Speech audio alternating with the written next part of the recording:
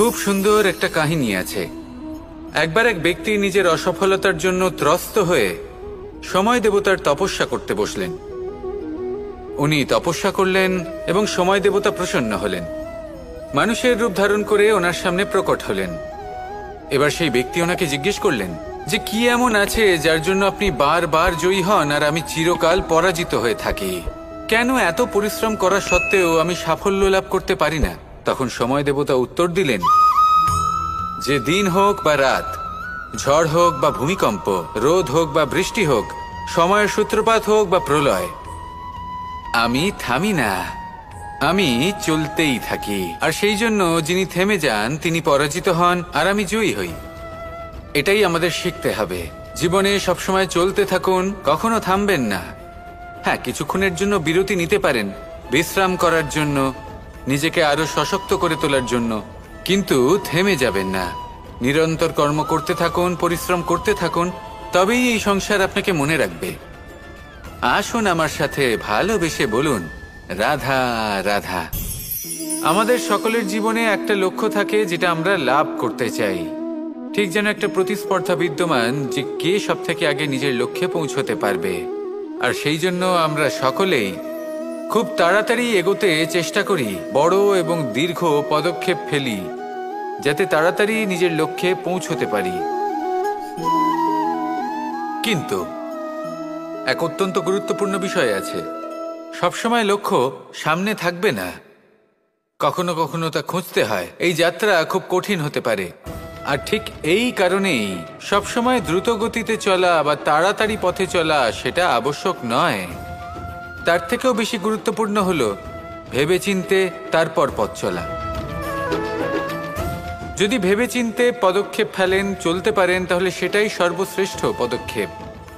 কখন কোন দিকে যেতে হবে, কখন কোথায় দিক পাল্টানো যাবে না, কখন গতি বেশি রাখতে হবে, কখন কম, কখন থামবো, কখন চলবো, এই সব কিছুর বিষয়ে জ্ঞান অত্যন্ত গুরুত্বপূর্ণ এবং ভেবে চিন্তে চলতেই হবে। সেই জন্য শুধু তীব্র গতিতে সামনে এগোলে চলবে না, ভাবনা চিন্তা করে এগোতে হবে।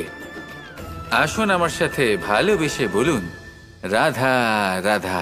এই সংসারের সব থেকে বড় সত্যি হলো জন্ম এবং মৃত্যু, কিন্তু আরো বড় একটা সত্য আছে, মিত্র এবং শত্রু, যা আমাদের সকলের জীবনে থাকে।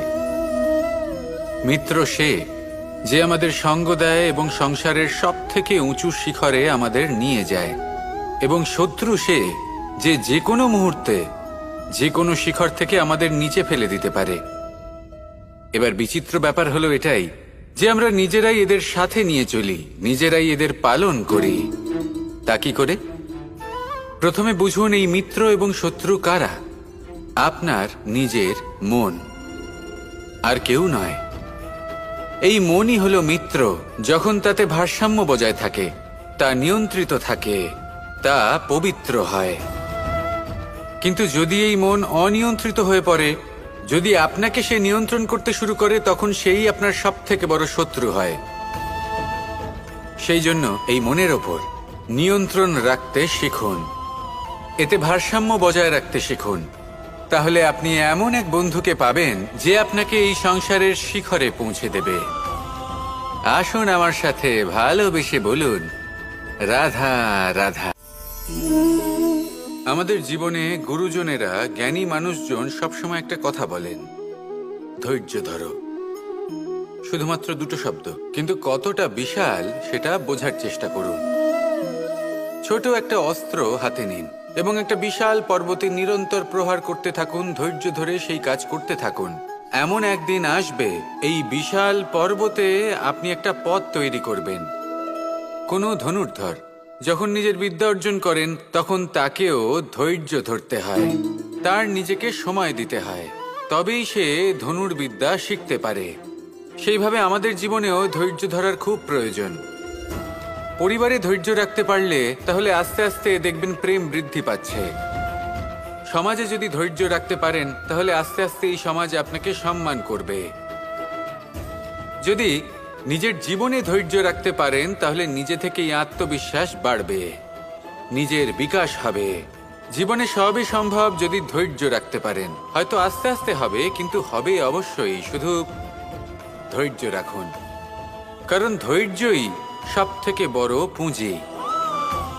আসুন আর আমার সাথে ভালোবেসে বলুন, রাধা রাধা। অনেক সময় আমরা জীবনে অনেক মানুষকে এমন বলতে শুনে থাকি যে আমি অসফল হয়েছি কারণ আমার সময় ভালো যাচ্ছিল না। আমি এই জিনিসটা লাভ করতে চাইছিলাম কিন্তু করতে পারলাম না কারণ আমার সময়টা ভালো যাচ্ছিল না। আমি আমার জীবনে ওই মহান কাজটা করতে চাইছিলাম কিন্তু করতে পারলাম না। কেন? কারণ আমার সময়টা ভালো যাচ্ছিল না। কিন্তু যে মুহূর্তে ভালো সময় আমার জীবনে আসবে আমি সব কিছু প্রাপ্ত করব। এমন প্রায় প্রত্যেকেই বলেন। আসুন একটা কথা বোঝা যাক। একজন মালিকে দেখুন, সে প্রত্যেক দিন গাছের সেবা করে, তাকে জল দেয়, তার যত্ন আত্তি করে। কেন? প্রত্যেক দিন সেই গাছ ফল দেয় না। সঠিক সময় এলে তবেই সেই গাছ ফল দেয়, কিন্তু প্রত্যেক দিন মালি তার সেবা করে, তাকে যত্ন করে। শুধুমাত্র তখন করে না যখন সেই গাছ ফল দিতে সক্ষম। আর যদি মালি গাছের যত্ন প্রতিদিন না করে তাহলে হয়তো সেই গাছ ফল দিতেই পারবে না। এটাই হলো আমাদের জন্য একটা শিক্ষা। যখন সময় আমাদের জন্য অপেক্ষা করে না তখন আপনি সময়ের জন্য কেন অপেক্ষা করছেন? ভালো সময়ের জন্য অপেক্ষা করবেন না। ভালো এবং শুভ কর্ম দ্বারা ভালো সময়কে নিজের কাছে টেনে আনুন। নিরন্তর কর্ম করুন, পরিশ্রম করতে থাকুন। শুভ সময় আপনা থেকেই আপনার কাছে আসবে। আসুন আমার সাথে ভালোবেসে বলুন, রাধা রাধা। আমাদের জীবনে যখনই আমরা কোনো বড় দায়িত্বের সম্মুখীন হই তখন আমরা তার থেকে দূরে পালাই আর এই অজুহাত দিই যে না না, এত বেশি ভার বহন করার যোগ্যতা আমার নেই, আমি করতেই পারবো না। দেখুন, এই সংসারে ভিন্ন ভিন্ন ধরনের গাছ আছে, ছোট গাছ, বড় গাছ, কিন্তু বটগাছের মতো বড় এবং নিবিড় গাছ আর একটাও নেই। সে নিঃস্বার্থভাবে এই সংসারকে সেবা করে যায়, ছায়া প্রদান করে, শীতলতা প্রদান করে। আর যখন এমন সময় আসে যখন তার ওপর বোঝা অত্যন্ত বেড়ে যায়, সে কিন্তু কোনোভাবেই ভেঙে পড়ে না। তখন সে নিজের নিঃস্বার্থ কর্মের ফল লাভ করে, সেই নিঃস্বার্থ কর্ম যা সে করেছে। তার দেহ থেকে ছোট ছোট ঝুড়ি বার হয় এবং তা কাণ্ডের আকার ধারণ করে। সেই কাণ্ড মাটির কাছে পৌঁছয় এবং তারপর তা বটগাছের সহায়ক হয়ে ওঠে। সে ভেঙে পড়ে যায় না। এইভাবে আপনিও জীবনে নিঃস্বার্থভাবে সবার সেবা করুন, ভালোবাসুন, সবাইকে সাহায্য করুন। যেদিন আপনার ওপর বোঝা অত্যন্ত বেড়ে যাবে সেদিন এই সব মানুষ আপনাকে সাহায্য করার জন্য আসবেন, আপনার শক্তি হয়ে উঠবেন। আর আপনি বটগাছের মতোই মহান এবং বিশাল হয়ে উঠবেন। আসুন আর আমার সাথে ভালোবেসে বলুন, রাধা রাধা। এই সংসারের সব থেকে বড় রোগ কোনটা? কেউ বলবে মানসিক রোগ, কেউ বলবে সেই রোগ যা সর্পদংশনের ফলে হয়ে থাকে। এই সংসারে ভিন্ন ভিন্ন ধরনের রোগ আছে এবং তার সাথে ভিন্ন ভিন্ন ধরনের যন্ত্রণাও রয়েছে। এমন একটা রোগ আছে যা চোখে দেখা যায় না, যা আপনার শরীরে কোনো দাগ রেখে যায় না, কিন্তু আপনার আত্মাকে পর্যন্ত ক্ষত বিক্ষত করে, অসুস্থ করে তোলে, বিনাশ করে দেয় আপনাকে এবং তার সাথে আপনার আত্মাকেও। এই অসুখের নাম হলো লালসা। লালসা, যে কর্ম সাধন করেছেন তার থেকে বেশি ফল লাভ করার আশা। লালসা, যা আজ আছে তার থেকে অনেক বেশি লাভ করার ইচ্ছে। এই ইচ্ছে এই সংসারে সবার থেকে এগিয়ে থাকার আপনাকে প্রেরণা যোগাবে, কিন্তু তার জন্য আপনাকে অপরাধযোগ্য কাজ করতে উৎসাহিত করবে। আপনার বন্ধু, আপনার আত্মীয়, আপনার পরিবার, এই সবার থেকে আপনি কখন দূরে চলে যাবেন আপনি বুঝতেই পারবেন না। উচিত অনুচিত কোনটা, ধর্ম অধর্ম কোনটা, সব ভুলে যাবেন আপনি। সেই জন্য মনে রাখবেন, নিজের জীবনে যদি আপনি লালসার থেকে নিজেকে দূরে রাখতে পারেন তাহলে এর অর্থ হলো যে আপনি এই সংসারের সব থেকে বড় অসুখের ওপর বিজয় লাভ করেছেন। আসুন আমার সাথে ভালোবেসে বলুন, রাধা রাধা। মানুষ তার জীবনে দুই ধরনের পরিস্থিতিকে খুব ভয় পায়। এক, কোনো কারণবশত কারোর সামনে নত হওয়া। দুই, কোনো কারণে নিজের চরিত্র থেকে, নিজের মূল্যবোধ থেকে বিচ্যুত হওয়া। এবার কেন হয় এরকম যে কথায় কথায় কারোর সামনে নত হতে হয়? কেন বারংবার নিজের চরিত্র থেকে চ্যুত হতে হয়? এরকম কেন হয়? এটা তখনই হয় যখন আমাদের শিক্ষা এবং মূল্যবোধের অভাব থাকে। যদি মানুষের মধ্যে প্রকৃত শিক্ষা থাকে, তাহলে এই সংসারে কোনো সময় এবং কারোর সামনেই নত হওয়ার কোনো প্রয়োজন নেই। যদি মানুষের মধ্যে মূল্যবোধ থাকে, তাহলে তাকে নিজের মূল্যবোধ বা চরিত্র থেকে বিচ্যুত হতে হয় না, তা সে যাই হয়ে যাক না কেন। কোনো বালককে যদি জন্ম থেকেই সুশিক্ষার অধিকারী করা হয়, শিক্ষিত করা হয়, মূল্যবোধের অধিকারী করা হয়, তবে সে এই সংসারে এমন কর্ম করবে যাতে সে নিজেকে, নিজের পরিবারকে, সমগ্র সমাজকে গর্বিত করতে পারে। শিক্ষা লাভ করুন, মূল্যবোধ লাভ করুন এবং আমার সাথে ভালোবেসে বলুন, রাধা রাধা। একটা শব্দ আছে, পরিস্থিতি। অনেক মানুষের মুখে আমরা এই শব্দ শুনি। জীবনে যখন অসফল হই, দুঃখ আসে, সংকট আসে, কোনো বিপদ ঘনিয়ে আসে, তখন সমস্ত দোষ আমরা পরিস্থিতির ওপর চাপিয়ে দিই। আর দেখতে গেলে কোথাও না কোথাও ঠিকই করি। এই পরিস্থিতি প্রত্যেক দিনের মতো পাল্টাতে থাকে, কিন্তু এই দিন, এই রাত, এমন কেউ আছেন যিনি এর ওপরেও নিয়ন্ত্রণ সাধন করেন, আর তিনি হলেন সূর্য। ঠিক সেই রকমই আমাদের জীবনেও সূর্য হলো এই মন। যদি এই মনের ওপর আমরা নিয়ন্ত্রণ করতে পারি, তাহলে আমরা জীবনকেও নিয়ন্ত্রণ করতে পারবো। প্রথমে এই মনের রাজা হয়ে উঠতে হবে। তাই মনে রাখবেন, যদি মন দুর্বল হয়, তাহলে পরিস্থিতি আমাদের সমস্যা বলে মনে হবে। এই মন যদি স্থির হয়, পরিস্থিতি প্রতিস্পর্ধা বলে মনে হবে। আর এই মন যদি শক্তিশালী হয়ে ওঠে, তাহলে যে কোনো পরিস্থিতি আপনার কাছে একটা সুযোগ মাত্র। এমন এক সুযোগ যাতে অগ্রসর হয়ে আপনি মহান হয়ে উঠতে পারেন।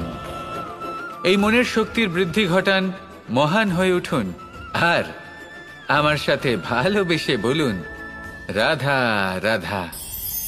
এই সংসারে অনেক অনেক এমন জ্ঞানী আছেন যারা নিজের সমস্ত জীবন জ্ঞান অর্জন করতে অতিবাহিত করেছেন। এই সংসারে এমন কোনো বেদ নেই, কোনো পুরাণ নেই, কোনো শাস্ত্র নেই, কোনো ভাষা নেই যা ওনারা জানেন না। এমন কোনো বিষয় নেই যা নিয়ে ওনারা কোনো বক্তব্য রাখতে পারবেন না। কিন্তু আমরা এই সকল জ্ঞানীকে কি ভালোবাসতে পারি? এনাদের সকলকে সম্মান করতে পারি না। কারণটা কি? দেখুন, বেদ পড়া একটি আলাদা বিষয়, বেদনা বুঝতে পারা অন্য ব্যাপার। এবং বেদনা বোঝার জন্য, সেই জ্ঞান লাভ করার জন্য আপনাকে মন থেকে করুণা এবং প্রেমের সঠিক অর্থ বুঝতে হবে। সামনের ব্যক্তির বেদনা বুঝতে হবে, তার যন্ত্রণাকে বুঝতে হবে। তারপর যে জ্ঞান আপনি অর্জন করেছেন বেদ থেকে, পুরাণ থেকে, শাস্ত্র থেকে, তা প্রয়োগ করে তার বেদনার নিবারণ করা, সেটা বেশি গুরুত্বপূর্ণ। সেই জন্য জীবনে শুধুমাত্র শাস্ত্র এবং বেদ পড়ে জ্ঞান অর্জন করতে সময় নষ্ট করবেন না। মন থেকে প্রেমের কি অর্থ সেই বিষয়ে জ্ঞান লাভ করার চেষ্টা করুন, করুণাও বুঝতে চেষ্টা করুন। একজন শ্রেষ্ঠ ব্যক্তি হয়ে উঠুন, আর আমার সাথে ভালোবেসে বলুন, রাধা রাধা। আমাদের জীবনে অনেক ধরনের ব্যক্তি এসে থাকেন। কেউ কেউ আমাদের সাথে থেকে যান, কেউ আমাদের থেকে দূরে চলে যান। কেউ ভালো মানুষ হন, কেউ খারাপ মানুষ। কিন্তু আমরা সবসময় সেই সময়টাকে নিয়ে দুঃখ প্রকাশ করি যখন আমাদের জীবনে কোনো খারাপ ব্যক্তি প্রবেশ করেন। তারা আমাদের খারাপ অনুভূতি দেন, দুঃখ দেন, কষ্ট দেন।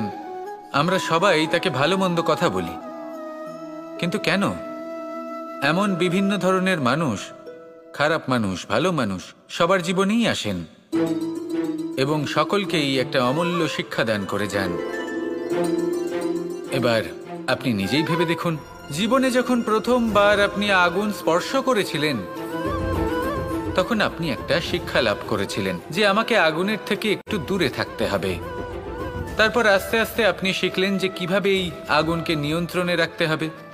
তারপর আপনি শিখলেন যে কিভাবে নিজের জীবনে তাকে প্রয়োগ করতে হবে, তা সে অন্ধকারে প্রকাশ লাভ করার জন্য হোক বা খাবার বানানোর জন্য। সেইভাবেই কোনো খারাপ ব্যক্তি যখন আপনার জীবনে আসে কোনো শিক্ষা দিয়ে যান, তার প্রতি কৃতজ্ঞ থাকুন। তার বিষয় খারাপ ভাবার বা খারাপ অনুভূতি নিয়ে থাকার কোনো প্রয়োজন নেই। সেই শিক্ষা লাভ করুন, ইতিবাচক মনোভাব নিয়ে জীবনের সামনে এগোতে থাকুন। কেউ নেই যিনি আপনাকে বাধা দিতে পারেন। আসুন আমার সাথে ভালোবেসে বলুন, রাধা রাধা। আভূষণ, কার না ভালো লাগে এই আভূষণ? আমরা পরিশ্রম করি, ধন অর্জন করি, আর আভূষণ কিনে থাকি, কখনো নিজের জন্য, কখনো বা তাদের জন্য যাকে আমরা ভালোবাসি, বা তাদের জন্য যাকে আমরা সম্মান করি। হয়তো সেই জন্যই সীতা চূড়ামণি ধারণ করেছিলেন এবং আমি সামন্তকমণি। কিন্তু এটাই কি সেই প্রকৃত আভূষণ যা আপনার মূল্য বৃদ্ধি করে? না। শ্রীরামের আভূষণ হল ওনার নম্র ভদ্র ব্যবহার। মাতা সীতার আভূষণ হল ওনার সততা, ওনার নিষ্ঠা, ওনার ত্যাগ। অর্জুনের আভূষণ ছিল ওনার একাগ্রতা। রাধার আভূষণ ওনার প্রেম। এই আভূষণ কোথাও নেই, আপনার মনে আছে। যদি আপনার মনে মিষ্টতা থাকে, তা শান্ত হয়, তাতে সততা থাকে, নিষ্ঠা থাকে এবং প্রেম থাকে, তাহলে আপনার অন্য আর কোনো আভূষণের কোনো প্রয়োজন নেই। আপনি যতই ভিড়ের মাঝে থাকুন, আপনার ঔজ্জ্বল্য চোখে পড়বে। আসুন আর আমার সাথে ভালোবেসে বলুন, রাধা রাধা। পায়েস হলো আমার বিশেষ প্রিয়। এর মধুর স্বাদ মনকে প্রফুল্ল করে তোলে। ছোটবেলায় মা আমার জন্য পায়েস বানাতেন এবং আমাকে বলতেন যে গরম থাকতে থাকতে খেয়ে নে কানাই, ঠান্ডা হয়ে গেলে ভালো লাগবে না।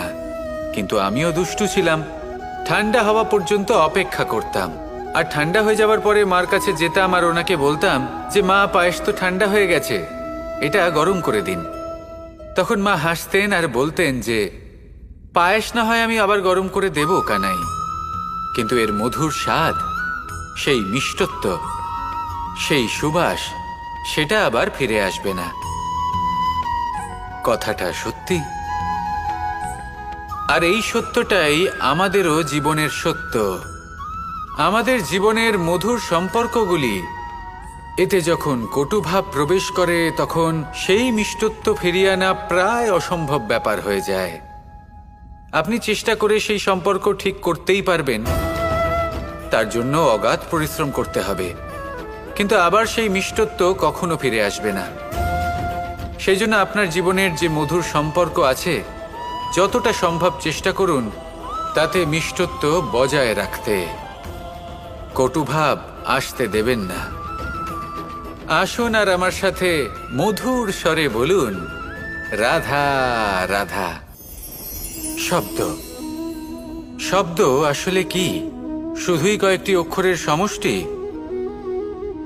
নাকি আমাদের বাণী?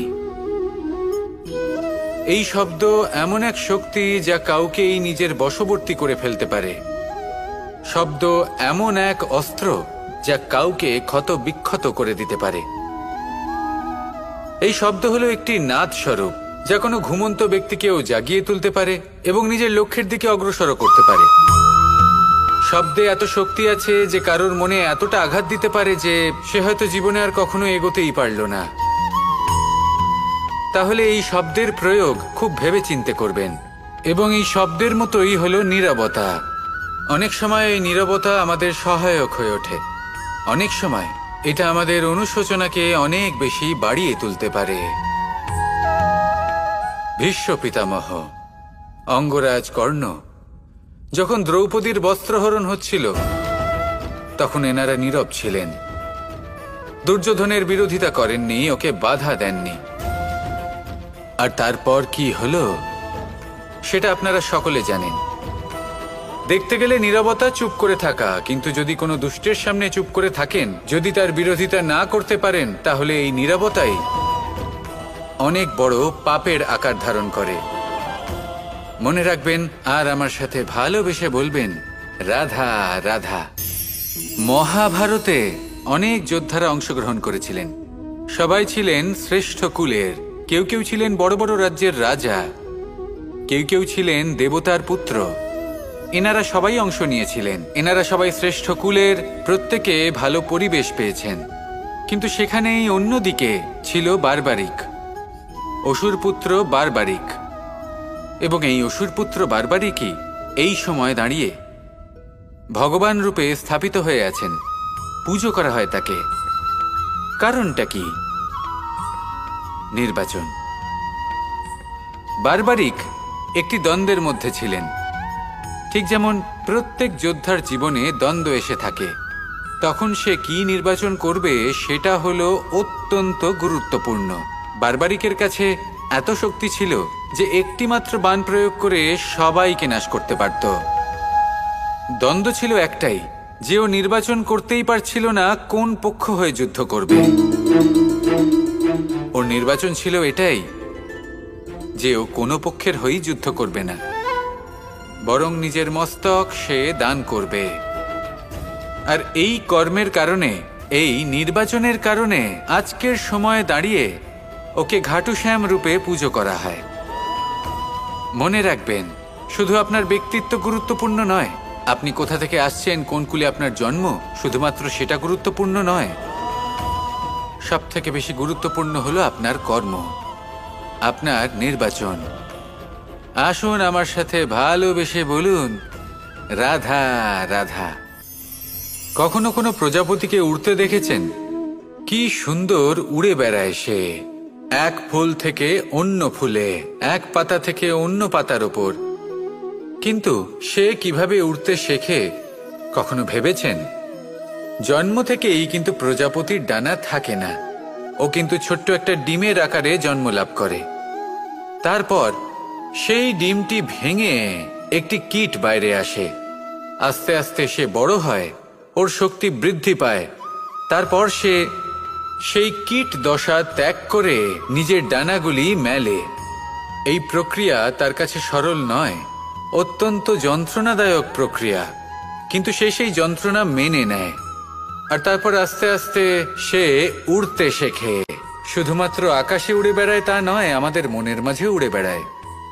এবার এই ডিম থেকে প্রজাপতি হয়ে ওঠার যে যাত্রা, এটা যতটা কঠিন, ততটাই কঠিন হয় এই সংসারে শ্রেষ্ঠ কর্ম করা, ততটাই কঠিন হয় এই সংসারে মহান হয়ে ওঠা।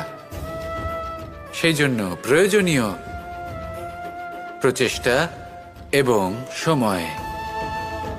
নিরন্তর প্রচেষ্টা করতে থাকুন, পর্যাপ্ত সময় নিন, এবং আপনি নিজেকে এই আকাশে উড়ন্ত অবস্থায় পাবেন। আসুন আমার সাথে ভালোবেসে বলুন, রাধা রাধা। ঈশ্বর আসলে কে? সংসারের বেশিরভাগ মানুষের কাছে ঈশ্বর হলেন এই সংসারের রচয়িতা, পালনকর্তা। কারোর কাছে উনি জ্ঞাতা, কারোর কাছে উনি হলেন আস্থার প্রতীক, আবার কারোর জন্য শুধুমাত্র অন্ধবিশ্বাস। কিন্তু এই ঈশ্বর কি কোনো শরীর, নাকি একটা বোধ, নাকি শুধুই শ্রদ্ধা? ঈশ্বর হলেন তিনি যিনি হলেন আপনার ইষ্ট। সেই জন্যই তো গুরু, মাতা, পিতা এনাদেরও ঈশ্বরই বলা হয়েছে। যাদেরকে আমরা ঈশ্বর বলে মনে করি, যারা আমাদের ইষ্ট, তাঁরা আমাদের একটি পথ দেখান, একটি দিকে চালিত করেন। সেই পথে চলে আপনি শুভ কর্ম করতে পারেন। আর যখন কোনো ব্যক্তি তার ঈশ্বরের আদেশ পালন করেন, তখন সে নিজে থেকেই শুভ পথে অগ্রসর হয়ে যান। বেশ কয়েকজন মানুষ ঈশ্বরের ওপর আস্থা রাখেন এবং ভাবেন যে অনুচিত কোনো কাজ করা উচিত নয়, ঈশ্বর দেখছেন।